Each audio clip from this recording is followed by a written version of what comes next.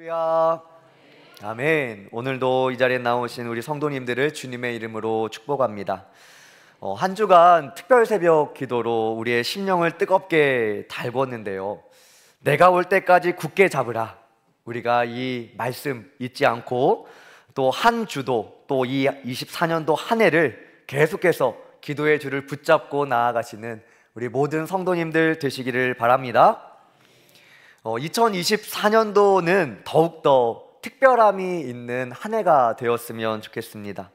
그리고 올해 우리에게 특별한 은혜로 함께 하실 하나님을 기대하셨으면 좋겠습니다. 우리 성도님들 기대하십니까? 한 번 더. 기대하십니까? 목소리만큼 하나님께서 은혜 주실 줄로 믿습니다. 우리에게 익숙했던 것을 조금 벗어나 우리에게 특별하게 찾아오시는 은혜를 사모함으로 나아갈 때에 하나님께서 합당한 은혜 주실 줄로 믿습니다. 성도님들 이제 새해가 되었는데요, 저도 정신없이 연말과 연초를 지나면서 새로운 해에 나에게 주시는 은혜는 무엇인가, 내가 붙잡아야 할 은혜는 무엇인가, 이렇게 고민했던 것 같습니다. 24년도 이 연초는 저에게도 정말로 특별한 한 해입니다. 왜 그러냐? 24년도가 시작하자마자 둘째 딸이 태어났습니다. 이 연말부터 연초까지 저희 아내가 안 보이지요. 저희 사모가 안 보이는데요. 더 기도할 수밖에 없었던 시간이었던 것 같습니다. 첫째 출산의 기억이 이게 가시지 않았는데 둘째가 2년 만에 태어났습니다. 그러면서 둘째까지 태어나면서 저에게도 이러한 생각이 들더라고요. 우리 아이들을 어떻게 신앙으로 잘 교육해야 될까? 우리 아이들이 이 믿음, 이 신앙을 어떻게 하면 잘 물려줄 수 있을까?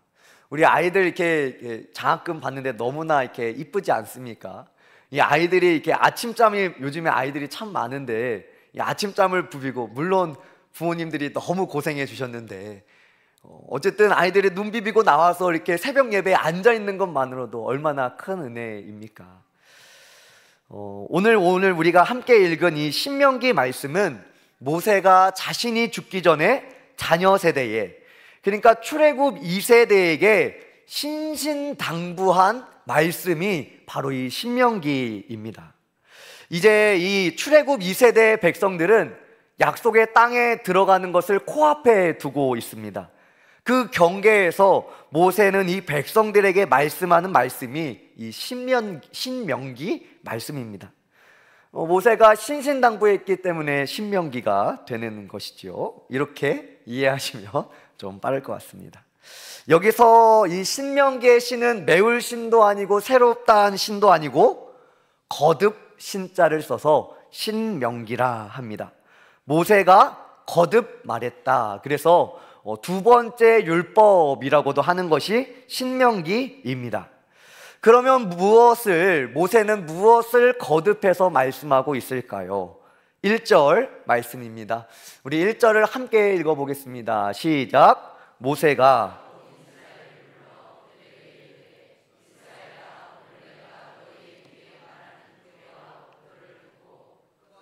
배우며 지켜 행하라. 아멘. 모세는 이렇게 말하는 것입니다. 오늘 내가 너희 귀에 말하는 규례와 법도를 듣고 그것을 배우며 지켜 행하라. 할렐루야. 성도님들, 신명기를 읽다 보면 뭔가 익숙했던 말씀들이 반복되는 것처럼 우리는 느끼게 됩니다. 그 이유는 이 출애굽기, 레위기, 민수기에 나오는 말씀이 신명기에 반복되고 있기 때문입니다. 그러면 왜 같은 말씀을 이 레위기와 신명기에 이어서 두 번에 걸쳐 거듭해서 모세는 말씀하고 있을까요? 앞서 말씀드렸지만 청중이 달라진 겁니다. 그러니까 출애굽 1세대들은 다 죽게 되고, 지금 오늘 이 신명기 말씀을 듣는 것은 출애굽 2세대, 그러니까 출애굽을 했던 자녀 세대가 이 신명기 말씀을 듣고 있는 것입니다. 우리 성도님들 잘 알고 계시듯 출애굽 1세대는 이제 출애굽을 하였고 또 하나님 앞에서 크게 반역했던 사건이 있었죠. 무엇입니까? 약속의 땅을 정탐하러 12명을 보냈는데 그 중에 12명 중에 10명이 이 약속의 땅, 가나안 땅, 젖과 꿀이 흐르는 땅을 못 들어가겠다 하는 것입니다. 이 10명의 이 불순종, 이 10명의 반역의 말이 온 백성들에게 흘러 들어간 겁니다. 그래서 백성들은 하나님 앞에서 불순종하며 반역하게 됩니다. 그래서 어디로 가게 되죠? 광야로 들어가게 됩니다. 광야 40년이 흘렀습니다. 이 신명기 말씀은 광야 40년이 지나고 이 광야에서 출애굽 1세대들은 다 죽고 이제 거기서 낳은 이 출애굽 2세대에게 모세가 하고 있는 하나님의 말씀인 것입니다. 마치 모세가 이 자신의 자녀 세대들에게 이 부모 세대의 불순종을 따르지 말라라는 것을 거듭해서 말씀하고 있는 것이 신명기 말씀이지요. 성도님들, 모세는 그동안 많은 어려움을 거쳐왔습니다. 이 출애굽의 리더로서 이 백성들의 불평을 수도 없이 들어야만 했습니다. 10가지 재앙을 한번 생각해 볼까요? 하나님께서 이스라엘 백성을 정말로 강한 손, 능력의 팔로 이 백성들을 출애굽시켰습니다. 사람이 할 수 없는 이 10가지 재앙으로 이들을 어렵사리 종되었던 그곳에서 끄집어내주셨죠. 그런데 홍해 앞에서 백성들이 어떻게 합니까? 이 불평불만하는 겁니다. 아니, 애굽에 매장지가 없어가지고 우리를 여기로 지금 끌고 왔느냐라고, 우리를 여기서 죽이겠냐 하면서 불평불만하는 것입니다. 그러나 모세가 기도했을 때 하나님께서 물 위에 길을 내어주시죠. 할렐루야. 홍해를 가르십니다. 문제다, 막힌 길이다 생각되었던 그 물 위에 하나님께서 길을 내어주시는 것입니다. 이제 광야로 들어갔습니다. 하나님께서 바다를 가르시고 그들의 뒤를 쫓아오던 애국 군대들을 다 수장시켰습니다. 그 앞에서 백성들이 하나님을 찬양했지요. 그것이 얼마 되지 않았습니다. 광야로 들어가니 이제는 아무것도 없는 것입니다. 이제 먹을 것도 없고 하나님께서 주시는 만나는 이제 질리는 것입니다. 백성들이 무엇을 달라고죠? 고기를 달라는 겁니다. 애굽에서 먹었던 맛있던 고기를 달라는 거예요. 애굽에 종되었을 때는 고기를 마음껏 먹었는데 지금은 먹지 못한다라는 것입니다. 하나님께서 이스라엘 백성들의 불만을 들으셨지만 만나와 메추라기로 그 심지 않아도 배부를 수 있도록, 굶어주지 않도록 그들을 먹이시지요. 그럼에도 이 백성들은 하나님께서 베푸시는 은혜와 상관없이 계속해서 반역하며 나아갑니다. 앞서 말씀드렸던 이 약속의 땅이 이제 코앞에 두게 되었습니다. 이제 조금 있으면 이제 약속의 땅을 들어가게 되었습니다. 그런데 정탐꾼을 보냅니다. 그러나 그들에게 돌아왔던 이 반역의 목소리가 백성들을 심히 요동하게 하고 결국 모두 다시 광야로 들어가 40년을 지내게 됐습니다. 그곳에서 출애굽 1세대는 다 죽게 되고 여호수아와 갈렙만 지금 이 신명기 말씀을 듣고 있는 것입니다.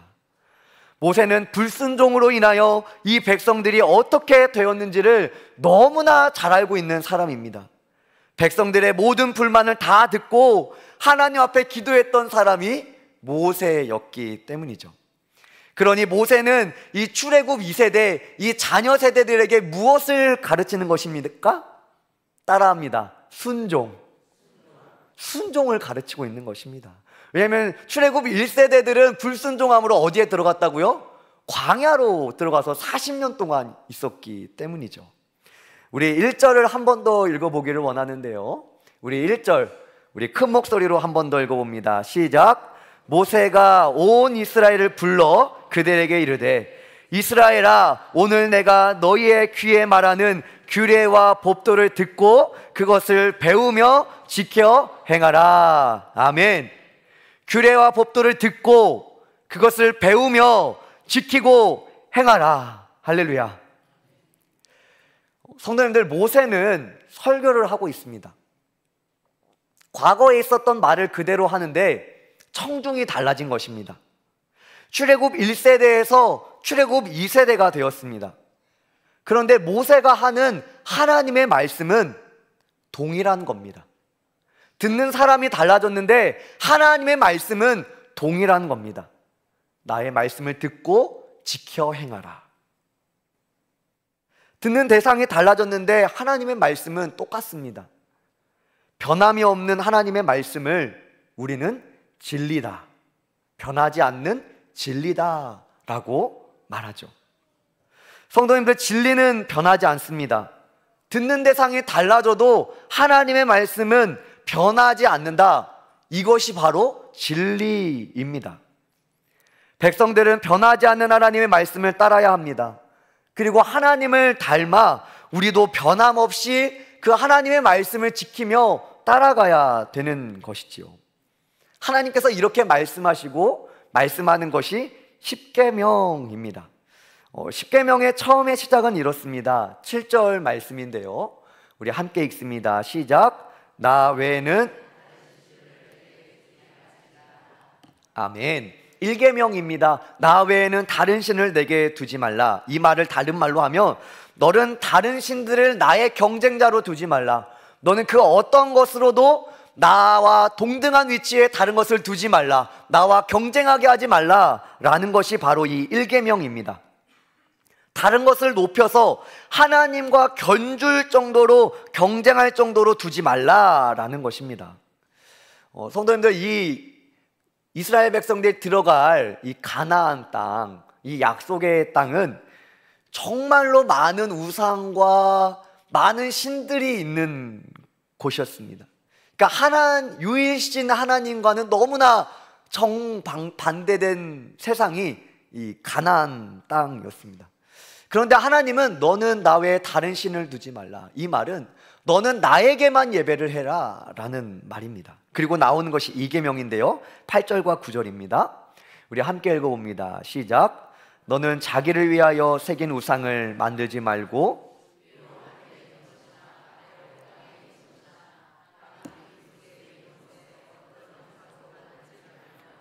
그것들에게 절하지 말며 그것들을 섬기지 말라. 나 내 하나님 여호와는 질투하는 하나님인즉 나를 미워하는 자의 죄를 갚되 아버지로부터 아들에게로 3세대까지 이르게 하거니와. 아멘. 하나님은 어떠한 형상도 만들지 말라 말씀하십니다. 왜 어떠한 형상도 있으면 안 될까? 그 어떠한 것이라도 우리가 하나님의 형상을 만들게 되면 결국 그것을 조종하는 셈이 되기 때문입니다. 스스로 계시는 하나님의 자유와 주권이 공격받기 때문에 하나님은 그 어떠한 형상도 두지 말라라고 말씀하는 것입니다. 그리고 우리가 어떠한 형상이라도 그것을 하나님이라 하면서 형상을 만들게 되면 아무리 우리가 표현을 잘해도 하나님을 닮지 못하기 때문입니다. 결국 말씀하시는 하나님을 말 못하는 벙어리 우상으로 만드는 것이 바로 형상을 만드는 것입니다. 그러나 이제 이스라엘 백성들이 들어갈 가나안 땅은 우상이 넘실되는 곳입니다. 무엇이든 우상으로 만들어버리는 세상이 가나안 땅입니다. 비가 필요하면 비 내리는 신을 만듭니다. 흉년이 들면 풍년을 주는 신을 만듭니다. 사람들은 조금 더 신의 형상을 제대로 보여주기 위하여 저마다 눈에 보이는 형상을 찾았던 때가 바로 이 신명기의 시대였습니다.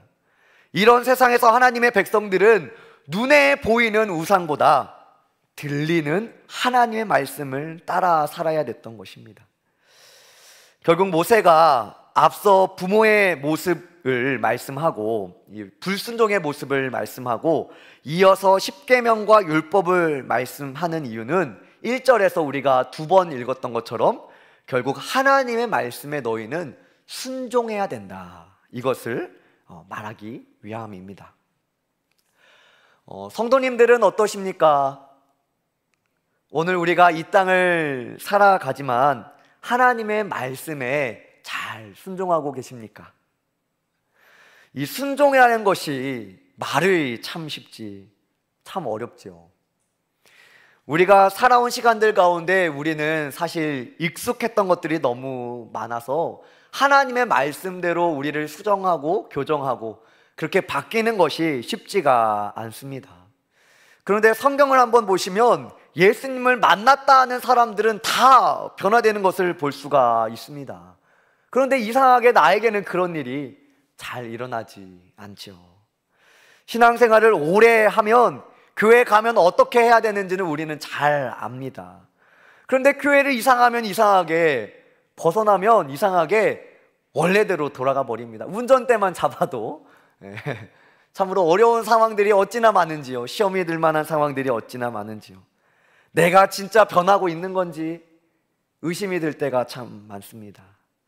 우리는 순종하라는 말씀을 참 많이 듣지만 제일 어려운 것이 순종이 아닌가라는 생각을 합니다. 성도님들, 그런데 이 순종함에 있어서 정말 중요한 것이 있습니다. 오늘 말씀에서도 그것을 말씀하고자 하는데요, 하나님은 우리에게 순종하라 말하기 전에, 하나님께서 백성에게 율법을 주시기 전에 하나님은 먼저 이렇게 말씀합니다. 이것을 십계명 서문이라고도 하고 출애굽기 20장 2절과도 같은 말씀인데요, 신명기 5장 6절 말씀입니다. 우리 함께 읽어봅니다. 시작. 너는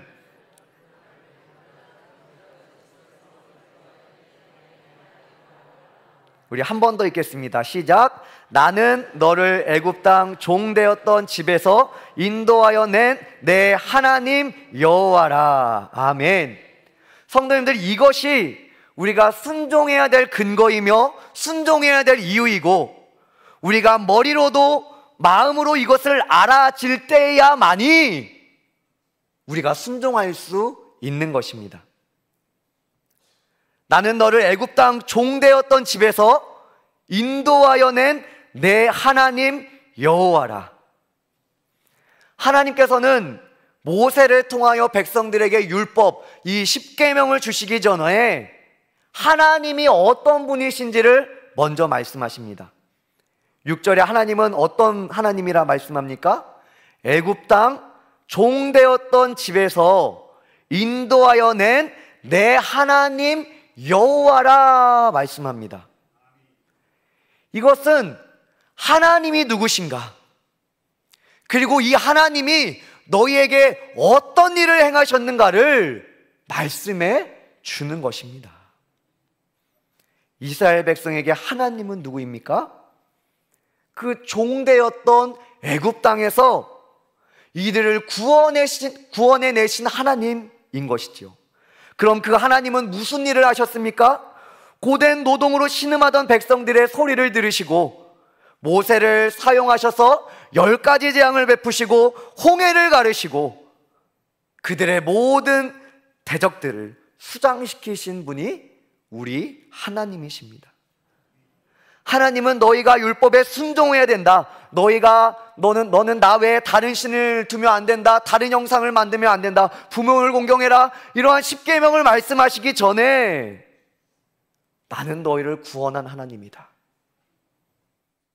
그리고 내가 누구인지, 내가 너에게 어떤 일을 행하였는지를 먼저 말씀해주고 있는 것입니다. 하나님은 그의 백성들을 먼저 구원하신 후에, 그들을 출애굽시키신 후에 시내산에서 그들에게 율법을 주시죠. 하나님의 은혜가 먼저인가? 사람의 순종이 먼저인가? 하나님께서는 은혜로 먼저 우리를 구원하시고 우리로 구원의 은혜에 반응하는 순종을 말씀하고 있는 것입니다. 성도님들, 누구나 술 먹지 않을 수 있습니다. 누구나 부모님을 공경할 수 있습니다. 형제를 비방하지 않을 수도 있습니다. 그러나 그것만으로는 우리는 구원받을 수 없습니다. 선한 행동과 말씀에 나오는 대로 우리가 아무리 온전하게 산다 할지라도, 우리의 온전한 행위가 있을지라도 하나님의 구원의 은혜가 없는 자에게 행위로 오는 구원은 있을 수가 없는 것입니다. 하나님은 그의 백성들에게 그렇게 일하시지 않았던 것이죠. 하나님은 행동만 그럴싸한 이 유사신앙에 속지 않으시는 것입니다. 하나님은 행위를 보시는 것이 아니라 중심을 보시지요. 하나님은 그의 백성들을 먼저 구원하셨습니다. 종되었던 그들, 눌려있는 그 백성들을 아무 조건이 없지만 가장 값비싼 은혜로 그들을 인도하셨습니다. 사방이 막혀있고 대적들이 그들을 죽이려고 칼을 들고 오는 상황에서 물을 가르셔서 길을 내시고 물을 갈라 구원하신 하나님은 모든 만물을 다스리는 하나님임을 그들의 백성들에게 여실히 보여준 것입니다. 하나님은 그렇게 우리에게 구원의 은혜를 베푸신 분이며 지금도 우리를 인도하신 분입니다. 성도님, 이것이 우리가 믿는 하나님입니다. 이것이 우리에게 행하신 하나님의 은혜의 일입니다. 이것이 정말 은혜인 줄 아는 사람들은 어떻게 살아갑니까? 하나님 감사합니다. 하나님, 이제 우리가 어떻게 살아야 될까요? 하나님께서 아무 자격 없이 우리에게 은혜 주셨는데 하나님, 이 은혜 어떡합니까? 우리가 이제 어떻게 살아야 합니까? 하나님을 더 알길 원합니다. 하나님과 동행하길 원합니다. 하나님, 지금보다 앞으로 더 하나님을 사랑하길 원합니다. 하나님, 우리에게 말씀해 주세요. 그리고 말씀하시는 것이 무엇입니까? 율법이고 십계명인 것입니다. 성도님들, 오늘도 우리는 여러 해 신앙생활을 하면서 신앙의 행위에는 익숙합니다. 봉사도 잘하시고 찬양도 잘하고 예배하는 행위도 우리에게 너무나 익숙합니다. 그런데 우리가 누굴 위해 봉사하고 누굴 위해 찬양하고 누구를 예배하는지 우리는 때로는 잊어버리는 것 같습니다. 우리는 행위를 하면서 행위에 만족하는 것이지요. 내가 이만 하면 됐어. 이만 하면 보이기에 참 좋은 성도로 보여 라는 것입니다. 그러나 하나님은 우리에게 행위를 먼저 요구하지 않으셨습니다. 우리 다시 한번 신명기 5장 6절 말씀을 한 번 더 읽어봅니다. 시작. 나는 너를 애굽 땅 종 되었던 집에서 인도하여 낸 내 하나님 여호와라. 아멘. 율법을 말하시기 전에, 십계명을 말하시기 전에 하나님은 먼저 은혜를 주시고 먼저 우리를 구원하시고 그 은혜, 그 구원의 감격을 알게 된 우리에게 나의 말에 순종하라, 그 복된 길을 제시하시는 겁니다. 신명기 5장 10절은 이 길이 왜 복된 길인지, 이 길이 얼마나 복된 길인지를 말씀하는데요, 우리 10절 한 번 더 읽어봅니다. 시작. 나를 사랑하고 내 계명을 지키는 자에게는 천대까지 은혜를 한 번 더. 나를 사랑하고 내 계명을 지키는 자에게는 천대까지 은혜를 베푸느니라. 아멘. 나의 은혜를 알고 구원의 감격을 알게 된 너희들이 세상의 문화와 방법대로 살지 않고 내가 말씀하고 있는 이 생명의 길, 나를 사랑하고 내 계명을 지키는 길에 있으면 몇 대까지요? 몇 대까지요? 천대까지 은혜를 베푸느니라. 할렐루야. 그러니 이 길이 복의 길이며 생명의 길인 것이죠. 오늘도 이 자리에 모이신 성도님들, 우리는 이미 은혜를 받은 사람인 줄로 믿습니다. 우리는 이미 구원의 감격이 있죠. 이것은 우리가 봉사해서 얻은 것이 아닙니다. 우리에게 자격이 있어서 얻은 것이 아닙니다. 우리가 살만해서 얻은 것도 아니고, 우리가 어려워서 얻은 것도 아니고, 우리가 부유해서 얻은 것도 아니고, 우리가 가난해서 얻은 것도 아니고, 우리가 잘나서 혹은 우리가 못나서 우리의 상황과 환경 때문에 하나님께서 주신 것이 아니다라는 것입니다. 아무 자격 없는 우리에게 허락하신 가장 값비싼 은혜입니다. 성도는 우리가 이 은혜 받은 우리는 그러니 봉사를 할 수 있는 것도 감사요, 봉사를 안 하는 것도 감사고, 때로는 우리의 상황이 흔들려도 이 구원의 은혜는 흔들리지 않으니 감사하고, 때로는 우리의 상황과 현실이 아무리 우리의 눈에 소망 없어 보여도 우리의 소망은 유일한 하나님이시니 감사할 수 있는 것입니다. 세상은 다 변합니다. 그러나 하나님의 은혜와 이 말씀은 변하지 않는 진리다. 할렐루야. 변하지 않는 진리니까 감사할 수 있는 것입니다. 그러니 오직 우리 하나님만이 우리의 유일한 영원하신 기업이 되는 것입니다. 오늘도 우리에게 주신 은혜, 시대가 변해도, 상황이 변해도, 듣는 사람들이 다 변해도 변하지 않는 진리의 하나님임을 믿으시면서 우리의 신앙을 이 진리 위에 굳게 세워 나가시는 모든 성도님들 되시기를 바랍니다. 아멘. 우리 찬송가 435장